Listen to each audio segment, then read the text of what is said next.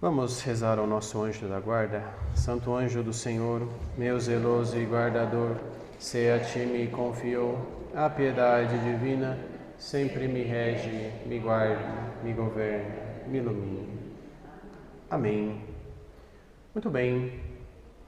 Hoje tinha pensado de começar a falar alguma coisa sobre os anjos, porque estamos na quarentena de São Miguel, mas quando li o Evangelho, pensei que deveria falar sobre isso, então vamos deixar o tema dos anjos para depois, porque o Evangelho tem muitas coisas a nos dizer.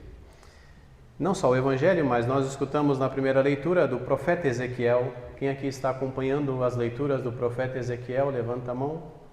Todos esses dias nós estamos lendo o profeta Ezequiel. E hoje o profeta fala desta realidade de um coração de pedra, um coração duro, um coração que não se deixa modelar, um coração que não quebra, um coração resistente. E a graça de Deus, a promessa de Deus é que este coração seria transformado. E a palavra que o profeta usa é: eu arrancarei o vosso coração de pedra e vos darei um coração de carne.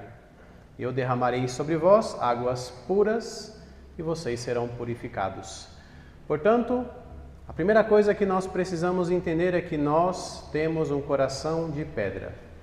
Eu já falei isso aqui outras vezes, vou repetir. Nós não somos bonzinhos, nós somos mauzinhos. Sem Deus, nós não somos nada. Nós nos deixamos levar. Mas a graça de Deus, ela opera maravilhas em nós. A graça de Deus que vem sobre nós, o Espírito Santo que tem essa missão de nos lavar, de nos purificar, de arrancar o nosso coração de pedra e nos dar um coração de carne. Então, existe uma graça, um milagre, que é o milagre de um transplante de coração. Deus arranca o nosso coração de pedra e nos dá um coração de carne. Mas esse coração que Ele deseja nos dar é o coração dele. Jesus tem um coração humano, Ele se fez homem, portanto, o coração humano de Jesus é aquilo que Ele deseja nos dar. Então, nós precisamos pedir a graça de que nós passemos por um transplante de coração. Que o Senhor arranque o nosso coração e nos dê um coração como o dele, ou o coração dele. E claro, como toda cirurgia, como todo processo, isso nem sempre é fácil de se viver, isso nem sempre é feito de forma suave. Às vezes, para arrancar o nosso coração de pedra, a gente precisa chorar, sofrer, permitir ao Senhor que nos quebre, que nos modele. E faço um parênteses aqui, eu não sei se vocês, com certeza vocês conhecem aquele filme das Crônicas de Nárnia, né, que na verdade são livros. E tem um dos livros deste autor que um dos personagens, pela ganância, para resumir a história, né, ele viu um tesouro, muito ouro, e ele por ganância quis pegar aquele tesouro para ele, quis roubar o tesouro, e como castigo ele foi transformado num dragão. E depois, quando ele viu que tinha sido transformado num dragão, se desesperou e tentava tirar aquela escama, né, as escamas de dragão, tentava e não conseguia. Ele tirava, nascia de novo, tirava, nascia de novo, tirava, nascia de novo. Até que aparece o leão, o famoso leão das Crônicas de Nárnia, que é Jesus. E este leão diz a ele: olha, eu posso tirar as suas escamas, eu posso te transformar em homem de novo. Mas para que isso aconteça, vai doer.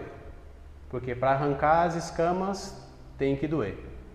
E ele então permite ao leão que arranque, o leão com as suas garras, começa a arrancar as suas escamas, e aquele jovem, era um jovem, sofre, mas depois se transforma em homem. Então, essa é a mesma realidade que acontece conosco. Nós precisamos permitir ao Senhor que Ele tire, arranque o nosso coração de pedra e nos dê um coração de carne. Então, a graça de ter um coração novo é a graça de Deus. No Salmo nós escutamos: criai em mim um coração puro. E este verbo criar é o verbo da criação de Deus. É o verbo da criação que independe de nós. Alguém de vocês foi consultado por Deus para criar o universo? Alguém de vocês foi consultado para criar vocês? Deus, quando cria as coisas, cria do nada. Ele é o único ser que é capaz de criar do nada. Então, este verbo que o salmista usa, e é Davi, diz de que a graça de um coração puro é uma graça de Deus. Um coração puro não depende somente de mim, das minhas escolhas, das minhas buscas. Um coração puro é uma graça que Deus me concede. É a graça da criação que sai do nada. Veja, nós não mereceríamos um coração de carne por causa do pecado, mas Deus, pela sua misericórdia, nos concede. Então nós precisamos pedir essa graça, que Deus arranque o nosso coração de pedra e nos dê um coração de carne. E quando nós falamos um coração puro, quando nós falamos de pureza, nós não nos limitamos somente à sexualidade, porque às vezes quando a gente fala de impureza, a gente já pensa nas coisas sexuais. Mas a pureza não é só isso. Também é isso, mas não é só isso. A pureza, uma pessoa pura, é uma pessoa que não é contaminada, uma pessoa que não se mistura. É como ouro que não tem as impurezas de outros materiais. Isso é uma pessoa pura. Portanto, nós podemos dizer que uma pessoa apegada ao dinheiro é uma pessoa impura. Uma pessoa apegada a uma outra pessoa é uma pessoa impura. E nós precisamos pedir que Deus nos conceda um coração puro, um coração limpo. E somente o Espírito Santo pode fazer isso em nós. Mas passando para o Evangelho, Jesus conta esta parábola, essa história do rei que preparou uma festa de casamento para o seu filho e mandou chamar os convidados. E para a surpresa do rei, ninguém foi. Os convidados não aceitaram o convite, negaram e começaram a inventar muitas desculpas do porquê não iriam para aquela festa, aquele banquete. E no Evangelho de Mateus, que nós escutamos, não aparece muito claro, mas no Evangelho de Lucas, onde tem o mesmo relato, o evangelista coloca as desculpas que os homens deram para não comparecer ao banquete. Então diz: Vinde, está preparado o banquete. Todos, porém, um a um começaram a dar desculpas. O primeiro disse: Comprei um campo e preciso ir vê-lo. Peço que me desculpes. O outro explicou: Comprei 5 juntas de bois e vou experimentá-las. Peço que me desculpes. Um terceiro justificou: Acabo de me casar e por isso não posso ir. Ou seja, todas essas pessoas encontraram desculpas para não ir. E quantas vezes nós encontramos desculpas para não fazer a vontade de Deus? Quantas vezes nós encontramos desculpas para cobrir o nosso pecado, para tentar diminuir o nosso pecado, a nossa responsabilidade? Porque às vezes a gente culpa mais o demônio do que ele é culpado. Tem coisas que o demônio faz, obviamente, porque é o tentador, mas tem muita coisa que é a gente que faz, que nós escolhemos, que nós deixamos. Então todas essas desculpas, quando a gente vai se confessar e a gente quer explicar o porquê e conta a história, porque foi isso, porque o meu tio fez isso por mim, aí por isso que eu fiz aquilo. Então a gente começa a dar desculpas, quando na realidade nós deveríamos olhar para nós e dizer: o que eu poderia fazer? O que eu não estou fazendo? Veja, esses convidados foram convidados para um banquete, para uma festa. E aqui Jesus não está falando de uma festa como uma festa de casamento comum. Jesus está falando do banquete celestial. Está falando da eternidade. Porque no céu, todos nós estaremos em um banquete, em uma festa. Mas o convite é feito para cada um de nós. Porém, nós precisamos aceitar o convite. Nós precisamos querer assistir a esse banquete.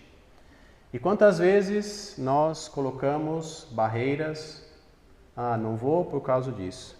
E claro, o banquete começa já nessa terra, quando nós celebramos a Eucaristia. A Eucaristia é o banquete. A Eucaristia é a antecipação do reino dos céus. Ainda que os nossos olhos não vejam, mas quando Jesus se faz presente no altar, todo o céu se faz presente. O céu se une com a terra. É a realidade espiritual que nós não vemos, mas a Eucaristia é a antecipação do banquete celestial. E quantas vezes nós encontramos desculpas para não ir à missa, para não cumprir o mínimo necessário para nós? Peço que me desculpes. Nesse fim de semana, minha sobrinha está fazendo aniversário. Peço que me desculpes. Nesse fim de semana, o Corinthians vai jogar. Peço que me desculpes. Nesse fim de semana, estou cansado. Peço que me desculpes. Quantas desculpas nós encontramos para não participar do banquete? E todas essas desculpas que nós damos têm as suas consequências. E claro, não estou dizendo que às vezes, em alguns casos, nos seja impossível por diversas questões, mas estou falando daquilo que de fato, vou dizer a palavra, é sem vergonhice nossa. Nós poderíamos nos esforçar mais, nós poderíamos buscar mais, nós poderíamos nos esforçar mais para viver a santidade, para viver a vontade de Deus na nossa vida. Hoje, enquanto rezava, me vinha uma frase de Santo Afonso Maria de Ligório. Se você deseja conhecer um santo que dá uns tapas na nossa cara, leia Santo Afonso Maria de Ligório. É um santo muito bom. E Santo Afonso disse em um dos seus sermões, escutem bem: se o homem tivesse em mãos um negócio onde corresse o risco de perder toda a sua fortuna ou de ficar arruinado para sempre, não dormiria, não comeria em paz, consultaria a todos e usaria de toda a cautela para não falhar. E, no entanto, tratando-se da salvação eterna, onde tudo está em jogo e não há segunda chance, muitos vivem na maior negligência, como se a eternidade fosse uma fábula. Quantas pessoas vivem achando que o céu não existe? E aí, quando morrer, vai ver que o céu existe e pode ser que não chegue no céu. Então, Santo Afonso está dizendo que nós precisaríamos ter a mesma preocupação que nós temos com as coisas materiais. Tenho certeza que todos nós aqui nos preocupamos com as contas a pagar, com o nosso trabalho, com as nossas dívidas. Imagine se nós nos preocupássemos da mesma forma com a nossa vida espiritual, com a nossa alma, com a nossa vida de oração. E nós deveríamos nos preocupar muito mais, porque dívida sempre tereis. Mas a vida eterna, como diz Santo Afonso, não há segunda chance.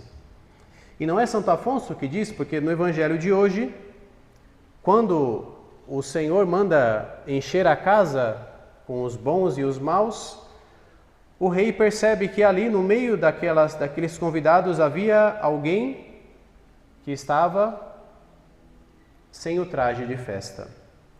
E o rei então diz a ele, deixa eu pegar aqui, 22. O rei diz a este homem: amigo. O rei ainda chama este homem de amigo. Da mesma forma que chamou Judas de amigo durante a traição, Deus insiste na nossa salvação até o fim. Amigo, como entraste aqui sem o traje para o casamento? E o que ele respondeu? Nada. Sabe por quê? Porque depois da morte não há possibilidade de dar desculpas. Depois da nossa morte, e todos nós morreremos, Não há possibilidade de dar desculpas a Deus. Nós não teremos tempo de explicar, de pedir perdão, de voltar, porque o tempo que nós temos é agora. Esse é o tempo. E esse é o papel daqueles que deveriam alertar a nossa consciência e dizer, olha, a gente está correndo perigo.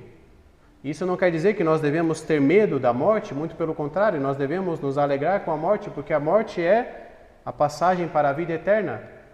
É aquilo que o nosso coração deseja.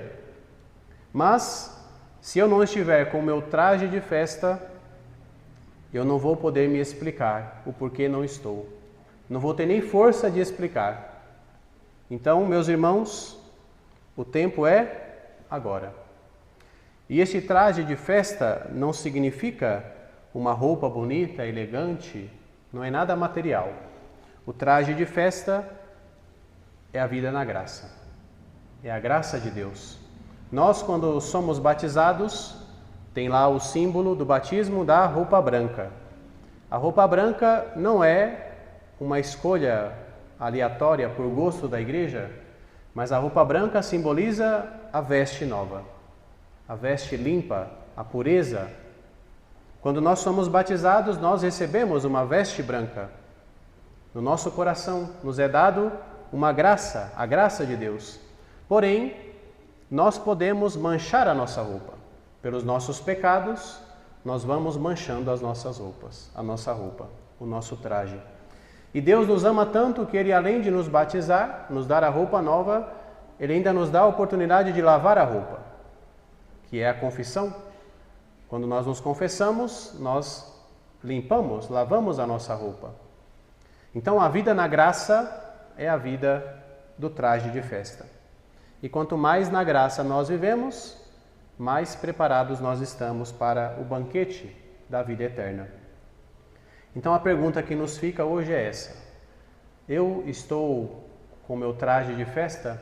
Se Deus viesse hoje, se eu morresse hoje, eu estaria preparado para o banquete? Eu entraria para o banquete eterno? Ou será que eu estaria lá no meio, despreparado, sem o meu traje? Então, meus irmãos, que o Senhor nos ajude, que o Senhor nos dê a graça de estarmos preparados, de buscar, de procurar a nossa salvação, nos preocupemos com a nossa salvação, nos preocupemos com a nossa santidade, porque nós precisamos, é a realização do nosso coração.